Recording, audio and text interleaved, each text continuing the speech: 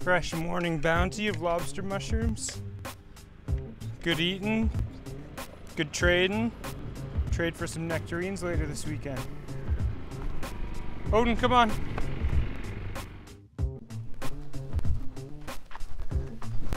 How did I get here? Fluke.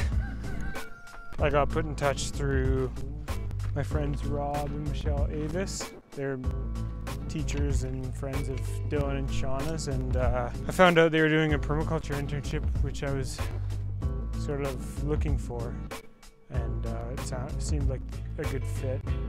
A mixture of gardening and building and working with animals and stuff like that. So, and it was in the Kootenays, which helped. So I took a chance and came out here for 6 weeks, and I've been here for 4 months now. So. Oh man, we love Jordan. I feel like he's just an extended part of our family. He's hardworking, he's energetic.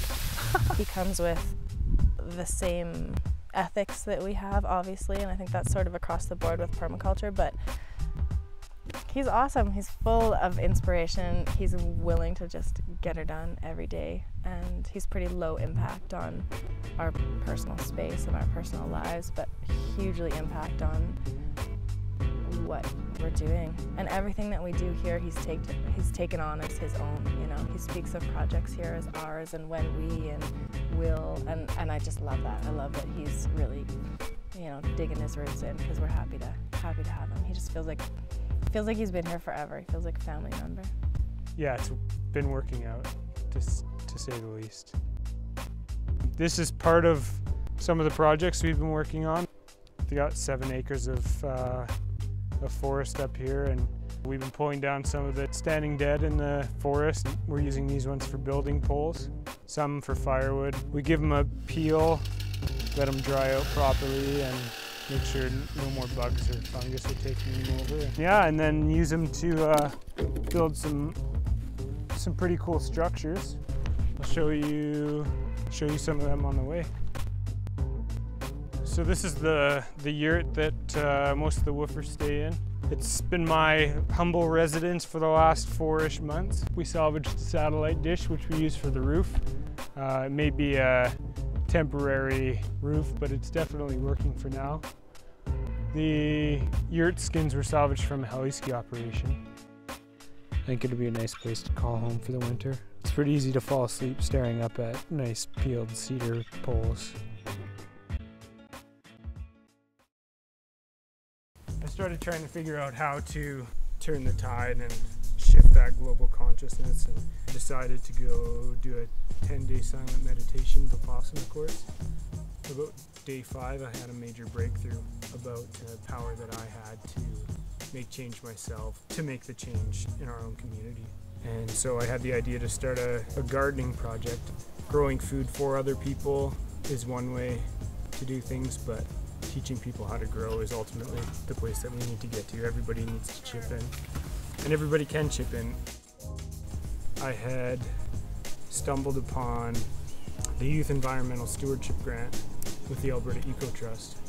The idea is that there's up to $5,000 available for youth under the age of 26 to start community movements. After I found that, I stumbled upon Verge Permaculture's website and started reading about this permaculture design certificate. It seemed a bit too good to be true, and I saw the price tag on it, and I was like, no, they can't offer all of this for that amount of money. And the light bulb went off in my head. So I wrote into the grant that I needed to take this course in order to effectively pass this information on. I received the grant money and was able to take the PDC, as they call it, the Permaculture Design Certificate. After day 1, my head just exploded. I knew what I was doing for the rest of my life, and that there was a blueprint to help me along the way. And that I didn't need to go hire an expert to be able to do it. I had all the skills I needed, or I could learn them. So yeah, just the empowerment was huge. I can do anything now.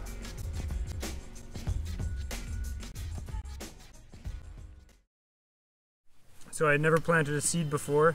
A couple of friends and I decided to start a small scale CSA, community supported agriculture food box program. We had a 18 share CSA. We ended up salvaging Bridget's parents' 3,000 square foot greenhouse, and we were able to get the soil going and plant out 200 or 300 tomato plants we had that reached 12 feet high, and tons of other veggies.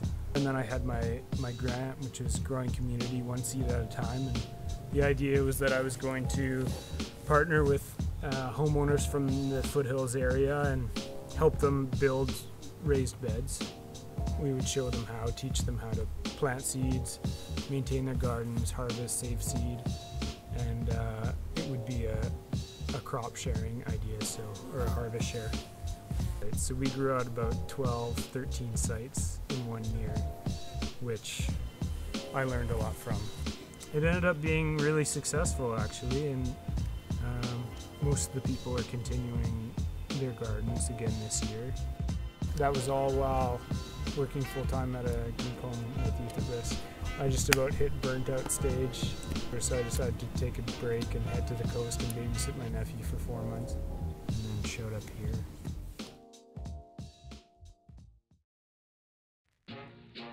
A lot of it's just education. I mean, there's just been a misrepresentation of the proper way to do things, and with the advent of chemical fertilizers, it's changed a lot of people's perceptions on how to grow food, and now we know it's easier and more beneficial for us and the land to use biology and teaming up with the soil to improve it all than to make it out of fossil fuels. In the future, we'll either figure it out or we'll be forced to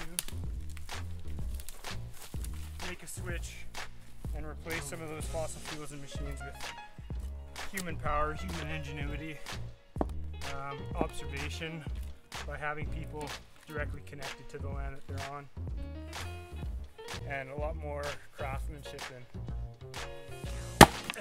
creativity as far as that goes.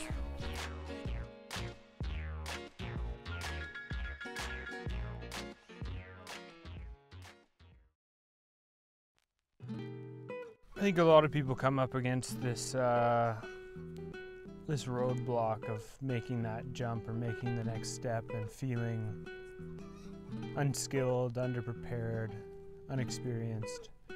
I think that's what the woofing platform is there for, to gain that experience.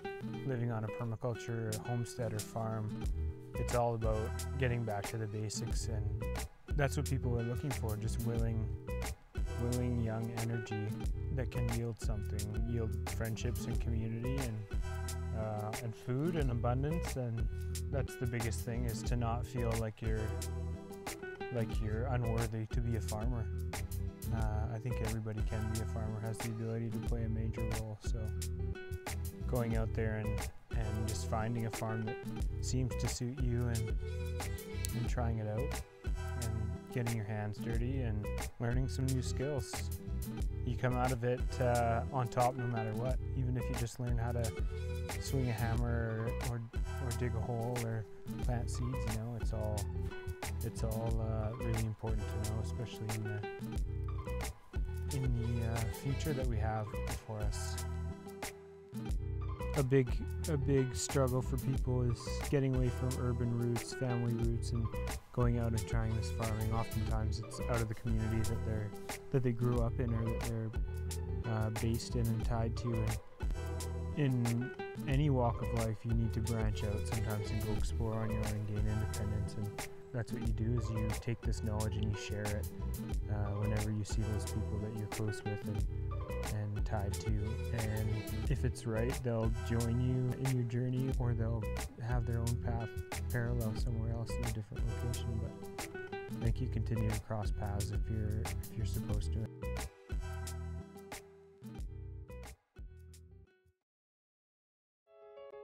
I feel a bit uncomfortable talking about owning my own piece of land, because we're all, for the most part, on unceded First Nations territory in the first place. And even they understood it wasn't theirs, but they were stewards of the land. So to have title over something and claim it as my own, I don't see myself being there in the future, but I would love to see a piece of land that was cooperatively managed, community farm model, come up into my future, and being able to have an education site, training young farmers and older farmers as well, and having a positive space that people can come and take classroom workshops and hands-on workshops, and for young people to get out there and actually participate and accomplish a task is a huge confidence builder, and it's inspiring, it's empowering. It gives them that sense that they can go and replicate that. Yeah, just getting back to the basics, showing that farming can be a viable career, a viable lifestyle, and something that should be sought after instead of totally taken for granted. They're expected to work 12 to 16 hours a day and not be compensated fairly, and people think that that's part of farming. And I think it's our responsibility as young farmers to change that attitude. So leveling the playing field a bit for small farmers and with the rest of the world, so that they can have their right farming livelihoods back as well, instead of being inundated with Western corn, soy, wheat products and flooding markets. We shouldn't be the only ones in the world that get to spend 50% of our income as disposable income on things that aren't basic needs.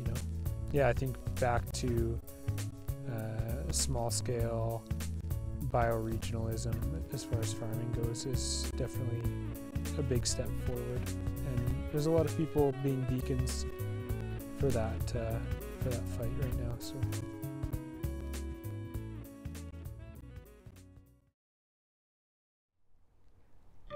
I think that I feel totally blessed, totally lucky to have figured this out as young as I am. I'm 26 now, and I feel like I have a jump start on the rest of my life. I don't have to take time figuring out what I want to do. I'm doing it, and that's the biggest battle that I hear with young people is I don't know what I want to do. Maybe I'll go traveling, see if I can figure it out. And I've gone traveling. I think everything I've done up to now has led me to this, and now it feels right. It just totally feels right. I feel so good chopping wood and planting seeds and turning shit. Like, it's amazing to be able to build soil and have the knowledge that you're doing something so beneficial, and showing others that it can be done too. I think we're all trailblazers, you guys included. And yeah, we live at the most exciting time ever. We've never reached limits on Earth like we have now. And so now the only way forward is through solutions, and it's like up to us to figure them out. And I feel like I'm a small, tiny player in doing that.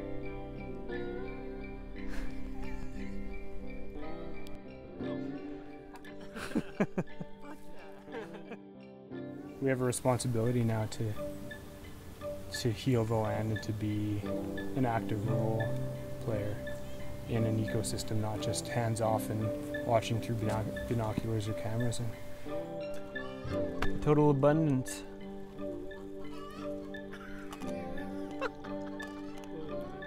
The life of a farmer.